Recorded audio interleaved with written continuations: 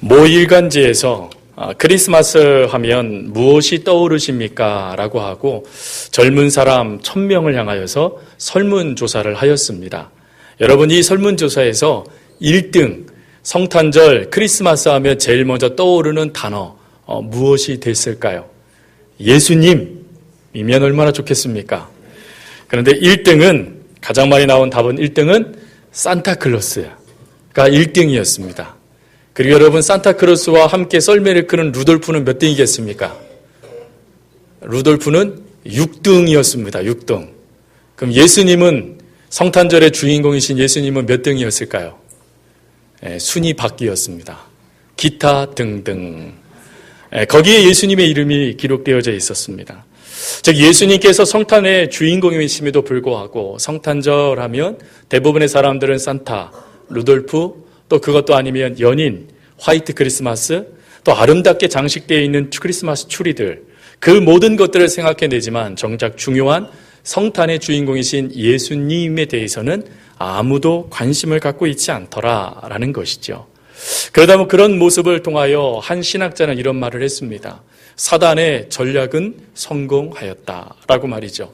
성탄의 주인공, 인류의 구원을 위해서 오신 예수님을 세상 사람들의 이 뇌리 속에서 쥐어버리는 그 일을 사단이 아주 성공적으로 그 사명들을 완수하고 있다라고 이야기를 하는 것입니다.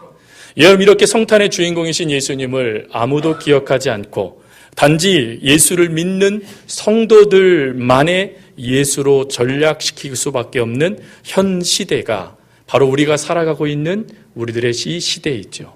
근데 여러분, 이렇게 예수님만 사람들의 뇌리 속에 이렇게 잊혀져 버린 것이 아니죠.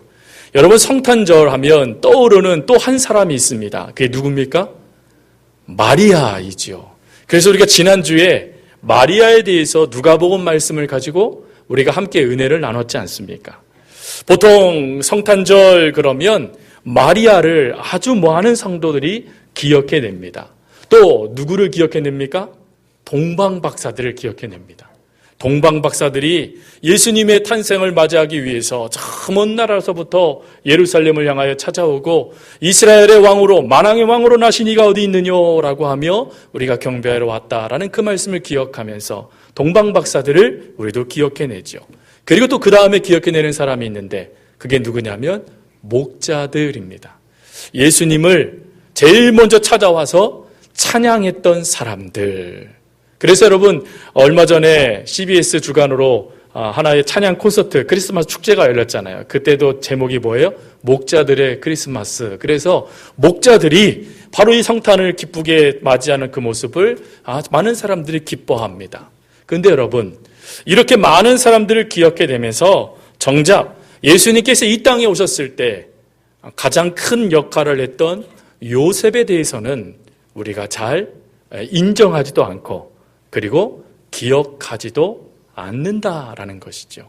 심지어 여러분, 지금은 잘 우리가 크리스마스 카드를 사서 지인들에게, 가족들에게 편지를 쓰지 않지만 예전에 크리스마스 카드를 우리가 많이 우표를 붙여서 보내야 될 때 보통 여러분 크리스마스 카드에 나타나는 사람들도 역시 좀 전에 우리가 기억했던 대로 마리아도 나오고 아기 예수님도 나오고 또 목자들도 나오고 박사들도 나오는데 예수님과 그리고 마리아와 요셉이 동시에 나와져 있는 그런 크리스마스 카드도 찾기가 어려운 것이 바로 이 요셉을 홀대하고 있는 모습이기도 하지요. 하지만 성경은 요셉을 아주 중요하게 여기십니다. 그리고 오늘 본문은 이 요셉을 뭐라고 이야기하고 있냐면 의로운 자다라고 평가하고 있습니다. 여기서 이 의롭다라는 이 평가는 세상의 사람들에 의해서 또 율법의 기준에 의해서 의로운이라는 평가가 아니라 하나님 편에서 보았을 때, 하나님께서 요셉을 평가하셨을 때 주시는 말씀이 의로운 자라는 평가입니다. 그래서 이 의롭다라는 이 단어에 어떠한 뜻이 내재되어져 있냐면 사랑하신다라는 뜻이 담겨져 있습니다. 즉 요셉은 하나님께서 사랑하는 자였다라는 것이죠. 성경은 이 요셉을 마태복음 말씀을 통하여 그의 족보를 이야기해 줍니다. 그 족보에 의하면 이 요셉은 바로 다윗의 후손이었음을 이야기해 주죠. 그러니까 요셉은 왕족이었습니다. 왕족. 근데 여러분, 왕족의 직업이 무엇입니까? 목수이지요. 여기서 여러분, 목수가 오늘날 우리 시대의 목수와 좀 다릅니다. 그 당시의 목수는 팔방미인이었어요. 설계도 하고, 그리고 조각도 하고, 그리고 나무로 아름다운 것들을 만들기도 하는 등 그 건축에 있어서 모든 것을 담당하고 있는 건축가이면서 실무자이면서 실제로 그 일을 감당하고 있는 그런 인부이기도 했습니다. 그 일을 지금 이 요셉이 감당하고 있는 거예요. 이걸 통해서 성사학자들은 무엇을 의미하고 있냐면 다윗의 왕족이었던 요셉의 가문이 몰락하였다라는 것을 이야기해 줍니다. 그러면 왜 몰락하게 됐습니까? 그 사건이 바로 바벨론 포로의 사건 때문입니다. 바벨론 포로의 사건을 통하여 이스라엘의 왕족이 무너지게 되었고 그 몰락된 상태 가운데 그 땅에 필요한 직업을 가지고 생계를 끌어나가게 되다 보니 이 요셉조차도 그 조상의 직업을 물려받아 목수의 일을 감당하고 있었다라는 것이죠. 이렇게 왕족이면서 몰락한 목수였던 요셉에게 놀라운 사건이 발생됩니다. 그 사건이 바로 오늘 본문의 내용이죠. 여러분, 오늘 본문의 전 내용은 이미 우리가 지난주에 살펴봤습니다. 지난주에 하나님께서 마리아에게 말씀하셨죠. 너가 성령을 통하여 잉태하게 될 거고 하나님의 능력으로는 불가능한 것이 없다라고 말씀했을 때 마리아가 그 말씀을 주의 뜻대로 이루어지길 원합니다 라고 하며 그 인생을 하나님 앞에 내어놓은 사건이 지난주 사건이었어요. 이제 그 사건 다음에 즉시 마리아가 누구를 찾아오냐면 요셉을 찾아옵니다. 요셉을 찾아와서는 충격적인 비보를 전해주죠. 물론 하나님의 편에서는 기쁘고 복된 소식이지만 요셉의 편에서는 그것은 충격이고 두려움이고 비보였습니다. 무슨 말이었냐면 마리아가 정혼녀였던 마리아가 성령으로 잉태하였다라는 충격이었습니다.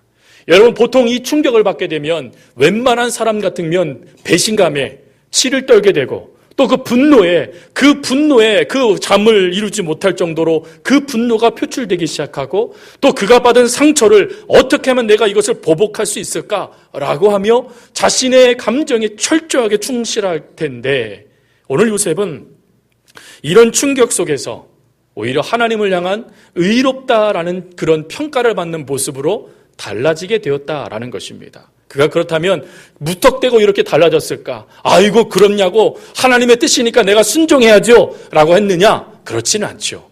처음에는 믿지 못했습니다. 그도 그럴 것이 여러분 정혼한 여인이 그 당시에 유대의 율법에 의하면 정혼남을 함부로 만날 수 없었습니다. 1년 동안 딱 율법으로 정해진 날에만 만날 수 있었고 그 날에만 그 사람을 만나서 서로의 정혼을 통하여서 서로의 사랑을 확인하고 그리고 그 사랑 가운데 어떻게 정절을 하나님께도 가족에게도 남편에게도 아내에게도 지키고 있는지를 이야기할 뿐이지 그 어떤 것도 이야기하지 못하던 그런 시대였어요. 여러분, 그 시대에 뜬금없이 정혼녀가 임신했다고 하니 여러분 그거 믿으시겠습니까? 오늘 이 자리에 저를 비롯해서 남자 성도님들이 계시는데 결혼하고자 앞두고 있는 아내가 갑작스럽게 내가 성령으로 잉태했다고 그러면 여러분 믿으시겠습니까? 안 믿으시겠습니까? 안 믿는다 그러니 사랑하는 것 같지도 않고 믿는다 그러니 외식하는 것 같고 그렇죠? 그게 이 요셉의 상태예요 지금. 근데 이 상태를 신학자들이 세 가지를 더 이유를 덧붙였습니다. 왜 요셉이 하나님을 기다리고 또 자신의 가문을 통하여서 메시아가 날 것을 뻔히 알면서도 받아들이지 못했을까? 그걸 세 가지 이유로 설명을 하는데 첫 번째로는 성령으로 잉태했다는 마리아의 말 때문이었습니다. 여러분 사랑하는 사람들, 아니 우리가 삶을 살아가다 보면 오해가 생기죠. 오해가 생기면 서로 뭐 하면 되죠? 서로 만나서 풀면 됩니다. 물론 힘들고 어려울 거예요.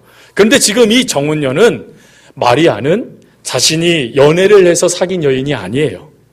양가 부모님들이 정해진 그런 혼사의 기준에 따라 선택된 이들이었어요. 그러니 잘 알지 못해요. 잘 알지 못하는 여인이 자신에게 와서 나 아기 가졌어요. 그러니 여러분 이게 미치고 환장한 노릇 아니겠습니까? 그래서 그 말을 믿지 못하는 거예요.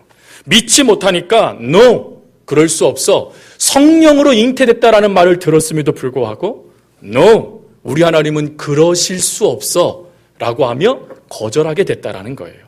또 두 번째로는 처녀가 성령의 능력으로 잉태되는 것이 가능한가라는 질문 때문이라는 것입니다. 여러분 제가 질문을 드릴 테니까 한번 대답해 보세요. 처녀가 남편 없이 아이를 가질 수 있습니까? 없습니까? 없지요, 여러분. 어떻게 그게 가능합니까? 불가능한 거예요.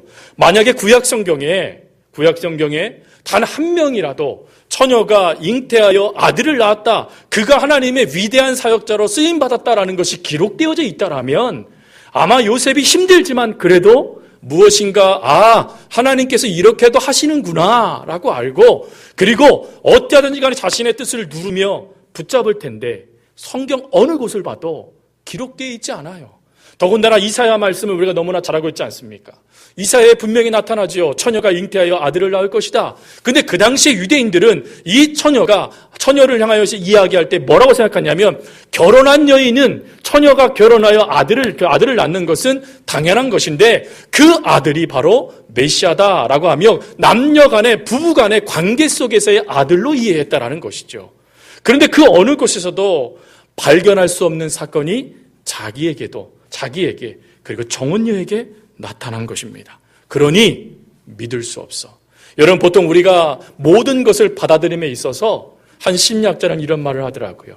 우리가 무엇인가를 받아들이는 데 있어서 가장 중요한 것은 내가 살아왔던 경험과 지식이다 라고 이야기합니다. 즉 모든 사람들이 누구나 인정하는 경험, 누구나 인정하는 그 지식의 테두리 안에서 나도 인정하고 받아들인다는 거예요. 그런데 요셉의 이 테두리를 벗어나는 사건이 발생되니 요셉이 믿지 못한 것이죠. 또 세 번째는 무엇입니까? 왜 이 일이 나에게 일어난 것인가? 라는 질문 때문이라는 거예요. 여러분, 내가 하나님의 놀라운 사랑도 알고 있습니다.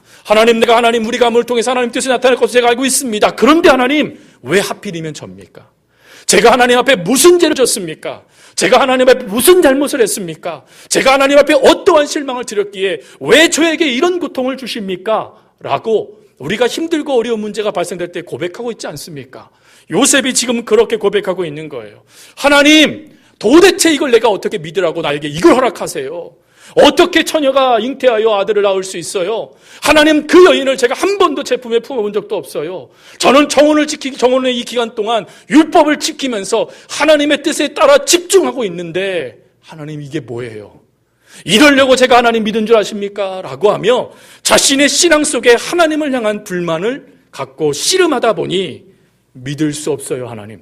받아들일 수 없어요, 하나님. 이게 어떻게 가능한 것입니까, 하나님? 하면서 이 하나님의 역사를 거절하게 되었다라는 것입니다. 그러면서 그가 또 한 가지를 고민합니다. 그게 무엇이냐면 자신의 가문을 생각하는 거예요. 자신의 상황을 생각하는 거예요. 왕족인데, 뼈대 있는 가문인데, 어쩔 수 없네, 저 가문도 별 수 없네 라는 그 평가에 노출되게 됐을 때 누가 그것을 감당해낼 수 있겠습니까? 평생에 하나님만을 섬겼습니다. 평생에 율법을 지켰습니다. 하나님의 뜻이 무엇인지에 집중하며 그렇게 살았는데 결과가 받아들일 수 없는 고통이라니, 불합리함이라니, 그것을 어떻게 요셉이 인정할 수 있겠습니까? 그런데 성경은 요셉이 거기에 머물러 있지 않다라고 이야기합니다. 하나님이 그에게 찾아가셨고 그에게 말씀하시자 그는 즉시 자신의 딜레마와 자신의 생각을, 자신의 문화와 자신의 삶의 자리 가운데 있는 수많은 관습들을 내려놓고 믿음으로 그 걸음을 걸어갑니다. 그래서 성경은 그 모습을 주목하여 보시면서 저가 하나님의 사랑을 받는 자이다 라고 인정해 주셨다라는 것이죠. 그러면 오늘 우리가 함께 살펴본 말씀을 통하여서 요셉의 처음의 모습을 그러면 하나님께서는 어떻게 바꾸어 가셔서 의로운 자, 사랑받는 자로 하나님께서 만들어 주셨을까? 우리가 그것을 함께 나누며 우리들도 그런 은혜를 허락하실 하나님의 그 기쁨을 누리는 오늘 이 대림절 네 번째 주가 될 수 있기를 바랍니다. 첫 번째로는 하나님께 묻지 않는 나의 최선을 선택하는 요셉입니다. 본문 19절에 이렇게 되어 있죠. 저를 드러내지 아니하고 가만히 끊고자 하여라고 말이죠.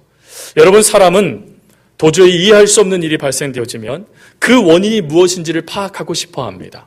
그래서 그 원인을 찾아가서 도대체 왜 나에게 이런 일이 이루어졌는가를 고민하다 답을 찾지 못하면 뭐라고 말합니까? 도무지 이해할 수 없는, 어떻게 나에게 이렇게 불합리한 일들을 하나님께서 허락하실까라고 하며 하나님을 향하여 그 잘못의, 그 문제의 원인을 돌리며 또 불만을 터뜨리죠. 요셉도 마찬가지입니다. 여러분, 요셉도 이 문제를 향하여 집중하기 시작합니다. 여러분, 여기서 요셉이 참 세상적인 의로움이 나타납니다. 그 의로움은 그 문제를 드러내지 않고 그 문제를 통하여 마리아를 모욕 주지 않고 가만히 끊고자 했던 모습 말입니다. 그런데 여러분, 여기에는 사실 그의 의로움보다 그의 이기적인 모습이 더 강한 겁니다. 왜 그렇습니까? 좀 전에 말씀드린 대로 그의 가문은 왕족입니다. 몰락을 해도 망해도 양반 가문인 거예요. 그래서 뼈대 있는 가문인 거예요. 그 뼈대 있는 가문이 세상에 손가락질을 받는 대상이 되어져 버린 거예요. 자칫 잘못하면 율법대로 살았던 자기의 인생의 모든 것들이 송두리째 무너지게 되는 것입니다. 또 그것뿐입니까? 자기와 정혼한 그 여인이 어떻게 잉태했는지 성령으로 잉태했다 하지만 믿을 수 없는 모습이기 때문에 그 여인을 율법적으로 고소하게 되어지면 그 여인도 죽게 되어지는 그 무서움과 그 두려움이 요셉으로 하여금 무슨 판단을 내리게 만드냐면 자신 중심으로, 나 중심으로, 나 주의로 판단을 내릴 수 있게 만들어버렸다는 것입니다. 그래서 내 감은 나를 생각하여 가만히 끊고 파혼하고자 하는 것이죠. 그리고 말하는 겁니다. 우리 여기까지만 합시다. 내가 조용하게 이 문제 덮어놓을 테니까 당신도 조용하게 다른 데 가서 사시구려 하는 그런 결정을 지금 요셉이 내리고 있는 것입니다. 여러분, 이 결정 가운데 그래도 그나마 난 것이 무엇입니까? 그가 이것을 생각했다라는 것이죠. 생각하다라는 이 단어가 어떤 뜻으로 쓰여지냐면 고민하다라는 단어로 쓰여집니다. 즉 이것을 곱씹어서 생각했다라는 것이죠. 보통 우리가 분노하면요, 그 분노의 대상을 향하여 우리가 이를 갈고 또 불을 뿜어내고 눈으로 레이저를 쏘면서 내가 너를 가만두지 않을 거야 라고 하는 게 우리들의 모습이지 않습니까? 보통은 그래요. 그런데 요셉은 남과 다른 결정을 했다라는 것이죠.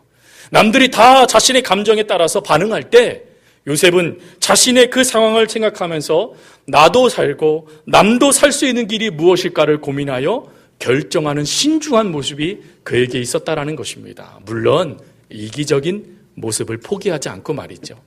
근데 그런 모습 가운데 그러면 하나님께서 그를 칭찬해 주시느냐? 아니요. 하나님의 모습 가운데 하나님이 안타까워하시는 게 있어요.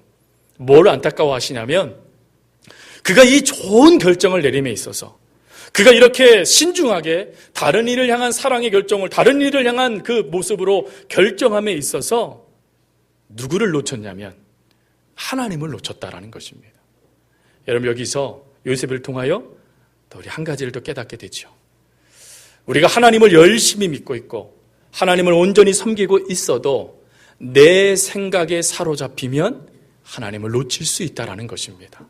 즉 내 생각, 내 뜻에 집중하면 하나님을 믿는 사람의 모습에 하나님을 믿지 않는 사람의 모습이 보여질 수 있다라는 것입니다.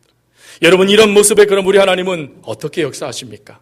하나님 없는 나의 최선이라는 것을 가지고 이 문제를 해결하려고 달려드는 요셉을 향하여서 하나님은 두 번째 조치를 내리세요. 그 조치가 무엇이냐면 나의 최선을 하나님 앞에 내려놓게 하시는 것입니다. 여러분, 고민하고 있는 요셉에게 우리 하나님께서 찾아오십니다. 우리 주 하나님께서 찾아오셔서 마리아가 잉태한 것이 어떠한 뜻인지, 어떠한 역사인지, 어떠한 은혜인지를 우리 하나님께서 철저하게 설명하십니다. 그러면서 그 설명 가운데 뭐라고 말하냐면 자기의 백성을 죄에서 구원할 자라는 말씀을 하세요. 여러분, 이 말씀은 다윗의 가문에게 있어서 지켜오던 말씀 중에 하나였습니다. 하나님께서 우리의 가문을 통하여 구세주를 나게 하실 거라는 그 말씀을 붙잡고 있었던 요셉의 가문에 너희들이 믿고 있었던, 너희들이 기다리고 있었던 그 메시아가 너를 통하여 나게 되는 것이다 라고 우리 하나님께서 말씀하시는 거예요. 여러분, 그 말씀에 요셉은 마리아의 동정심이 아니라, 마리아를 향한 믿음이 아니라 하나님의 말씀에 반응하면서 그 삶을 하나님을 위한 삶으로 터닝 포인트, 완전히 돌려서 하나님을 위한 삶을 그가 살아가기 시작합니다. 즉, 자신의 생각이 아무리 크고 내 생각이 아무리 뛰어나서 내 뜻대로 하고자 하는 그 순간에 하나님의 말씀이 자신의 손에 들려지자마자 그 말씀에 순종하는 삶을 요셉이 살더라라는 것이죠. 그래서 오늘 본문에도 뭐라고 말합니까? 하나님의 말씀이 주어지자마자 주의 분부대로 즉시 그는 마리아를 데리고 옵니다. 그리고 결혼을 하고, 그리고 그 마리아가 예수님을 잉태하여 출산할 때까지, 출산하여 정말 자식 품에 안을 때까지 동침하지 않고, 또 그 아이가 태어나자마자 예수라는 하나님께서 말씀하신 말씀에 끝까지 순종했다라는 것입니다. 여기서요, 우리가 기억할 것이 있습니다. 그것이 무엇이냐면, 그렇다면 이 요셉의 이 순종이 쉬웠겠습니까?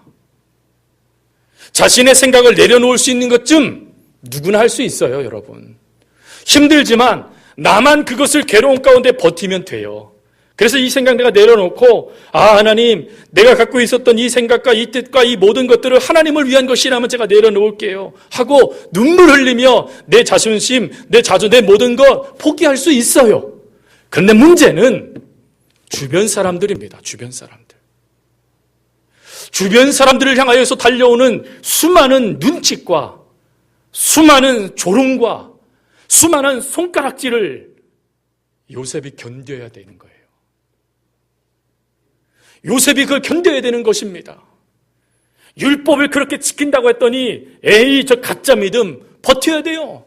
좀 전에 드린 말씀처럼 믿음의 가문이라면서, 왕족이라면서 저런 가문 쓸데없는 가문이네, 조롱도 견뎌야 돼요. 그것뿐입니까?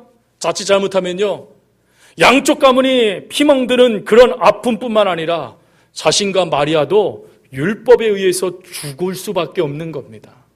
여러분, 내가 죽을 각오를 하고 하나님 말씀에 순종하는 것이 쉽겠습니까?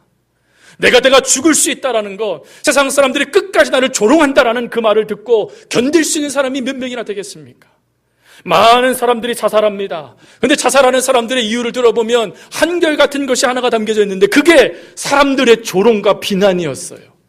여러분, 얼마 전에 제천에 화재가 발생됐습니다. 그런데 그 화재가 발생됐는데, 여러분, 그 아픔 당한 유족들을 우리가 기도해주고 위로해주지 못할 망정 그들을 향하여 비난하더라고요. 그들을 향하여 악플을 달아요. 그게 세상이에요, 여러분. 그 세상 사람들이 그 가문을 바라보며, 그 요셉을 바라보며, 너도 별 수 없는 놈이네, 무슨 네가 믿음으로 산다 그래 라고 하며 그에게 막 달려들 때, 가장으로서 그 아픔을 짊어지고 앞에서 버텨야 되는 거예요, 여러분. 그게 쉽겠습니까? 내가 한 번도 없이 내 품에 품지 않은 여인이 하나님을 통하여 은혜를 받고 그 자녀를 품고 하나님의 자녀 구세주를 하나님께서 잉태해 주신 건 감사한데, 그걸 내가 견뎌야 되는 거예요. 신혼의 단꿈은 물거품처럼 사라져버립니다. 유리창이 깨어져 버려서 널브러진 것처럼 자신의 인생의 신혼의 모든 것들이 깨어져 버리는 걸 감당해야 됩니다. 아이가 태어났을 때요, 모든 사람들은 아이가 태어나면 온 친척들과 온 주변 사람들이 기뻐합니다. 야, 누구 닮았네, 야, 누구 때문에 뭐 이쁘게 생겼네 하며 얼마나 인정해 줍니까? 근데 아이가 태어났을 때, 아이가 태어나는 그 순간에 아버지로서 할 수 있는 게 아무것도 없는 아버지 요셉, 그리고 그 아들이 태어나자마자 축복이 아닌 그 아이로 인하여서 어려움이 당함을 통하여 도망갈 수밖에 없는 요셉의 인생, 그리고 오늘 우리들처럼 요셉을 기억하기커녕 마리아만 기억하고 동방 박사들만 기억하고 목자들만 기억하고, 성경조차도 그 요셉이 어떻게 죽었는지, 어떻게 살았는지, 어떤 인생이었는지에 대해서 어떠한 언급도 없이 그냥 그가 하나님의 말씀대로 행했어 라는 그 한 줄로 요약될 수밖에 없는 요셉의 인생을 말입니다. 그 인생이 여러분들의 인생이라면 견디겠습니까? 만약 여러분들이 누군가의 비난의 말을, 독설들을 계속해서 들어야 된다면 여러분 그걸 버틸 수 있으시겠습니까? 하나님, 왜 나에게 이 고통을 주세요? 왜 내가 이 고통 가운데 있어야 돼요? 라고 우리가 하나님 앞에 울부짖을 수 있지 않겠습니까? 근데 요셉은요, 그러지 않았다라는 거예요. 그리고 요셉은 누가복음 2장에 예수님께서 성전에 올라가시고 할례를 받으시고 내려오시다가 사라진 이 사건 외에 요셉의 이야기는 어느 곳에서도 찾아볼 수 없습니다. 즉 그는 하나님의 위대한 일을 행했지만 자신을 끝끝내 내려놓는 사명자였다라는 것입니다. 자신을 드러내기보다는 하나님을 위해서, 자신을 드러내기보다는 주님을 위해서 말이죠. 처음에는 원망했던 바로 자신의 가문, 어떻게 나에게? 라고 했던 그것이 하나님의 말씀이 깨달아지니까 그는 이렇게 말하는 거예요. 하나님, 나 같은 자에게 어떻게 이런 큰 은혜를 허락하세요? 어떻게 내 때에 이런 놀라운 역사를 저에게 허락하세요? 하나님, 저에게 이 은혜를 허락하신 것, 그리고 저를 사용해 주신 것, 그것만으로도 저는 감사해요 라고 하며 그 걸음을 끝까지 걸어갔다라는 것입니다. 그래서 요셉을 향하여 무명한 그리스도인이라고 인정합니다. 그러나 여러분, 이 무명한 그리스도인을 하나님은 뭐라고 말씀하십니까? 의로운 자, 하나님이 사랑하는 자라고 평가하고 계시더라라는 것입니다. 힘들고 어려운 걸음이었습니다. 그 선택, 인간적으로 할 수 없는 선택이었습니다. 더군다나 그 아픔, 평생에 짊어져야 될 아픔이었습니다. 그런데 그 아픔 가운데 그가 제일 먼저 마리아처럼 임마누엘 하나님을 경험한 거예요. 하나님이 너와 평생 함께 하겠다, 하나님이 너를 떠나지 아니하신다는 그 말씀에 아멘하며 그 인생을 하나님께 내어놓았더니 하나님께서는 그를 끝까지 사명을 완수하는 영적인 아비로 만들어 주셨다라는 것이죠. 사랑하는 성도 여러분, 하나님은 이 시대에 요셉과 같은 하나님이 사랑하는 자, 하나님이 의롭다 인정하시는 하나님의 사람들을 찾고 계십니다. 남의 잘못을 쉽게 드러내지보다는 사려 깊게 좀 더 고민하여 그도 나도 살 수 있는 그 선택을 하는 사람, 그리고 그 선택에 내가 무엇을 놓쳤는지 하나님께서 깨닫게 해주셨을 때 즉시 그 말씀에 순종할 수 있는 사람, 그리고 자신이 잊혀지고 사람들의 내리 속에 사라진다 할지라도 하나님의 도구가 됐음에 감사할 수 있는 한 사람, 그 한 사람을 하나님께서는 오늘 찾으시고 계신다라는 것입니다. 여러분, 저와 여러분이 이 요셉처럼 한 사람이 되어줄 수 있기를 바랍니다. 그 한 사람이 되어져서 많은 이들에게 성탄의 기쁨과 복된 소식을 전하는 주의 자녀들이 되어줄 수 있기를 바라고, 그리고 그 속에서 여러분 사랑하는 사람들은 다 잊어버린다 할지라도, 다 잊히는 존재가 내가 된다고 할지라도 하나님이 하시는 말씀, 사랑하는 딸아, 사랑하는 아들아, 너는 내가 사랑하는 자란다, 너는 내가 의롭다고 인정하는 자란다, 너는 내 아들이 맞구나라는 이 평가만 받을 수 있다라면, 이 평가를 받을 수 있는 한 사람이 될 수만 있다라면, 그러면 우리의 인생이 기쁘고 복된 크리스마스의 인생이 되지 않겠습니까? 여러분, 그런 복된 인생으로 오늘도 쓰임받기를 원하시는 하나님의 말씀에 순종하여 그 삶으로 하나님을 드러내고, 나는 내려놔지고 잊혀진다 할지라도 기뻐할 수 있는, 감사할 수 있는 주의 자녀들이 다 되어줄 수 있기를 간절히 주님의 이름으로 부탁드립니다. 함께 기도하겠습니다. 참 좋으신 하나님, 성탄에 예수님께서 이 땅에 오시기 위하여 마리아는 자신의 몸과 생애를 하나님께 의탁하였고, 요셉은 자신의 생명과 가문, 그리고 세상을 향한 평가를 하나님께 내어 맡겼습니다. 그리고 심지어 자신의 생각조차도 다 내려놓고 말씀하셨으니 제가 지킬게요 라고 하며 그 힘들고 어려운 고난의 길을 묵묵히 걸어갔습니다. 하나님, 저희들에게도 하나님께서 말씀해 주실 때 요셉처럼 묵묵히 그 걸음을 말씀을 의지하여 걸어갈 수 있는 믿음을 저희들에게 더하여 주시옵시고, 그리하여 하나님 그 믿음 가운데 하나님께서 말씀하시는 말씀, 내가 너를 사랑한단다, 너는 나의 의로운 자가 맞구나, 너는 내 자녀가 맞구나 라는 그 평가를 들을 수 있는 우리 모두가 되게 하여 주옵소서. 참으로 아버지 하나님께서 그 성탄의 기쁨 가운데 저희들을 사용해 주시고 그리고 언제나 이끌어 주실 것을 믿습니다. 감사합니다. 우리를 사용하여 주시는 예수님의 이름으로 기도합니다. 아멘.